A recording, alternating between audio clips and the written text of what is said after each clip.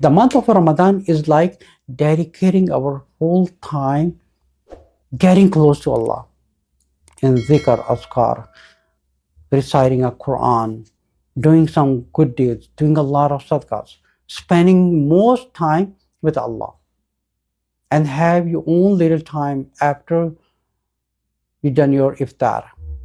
But this is the month. It's like a bank. Do not miss it. So all my brothers and sisters, the brothers spend the time on social media, YouTube, Facebooks, here and there.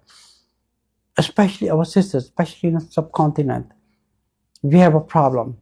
When the Ramadan comes, they don't do things after or before Ramadan. But as Ramadan comes, our sisters, especially in subcontinent countries, they get involved in decorating homes.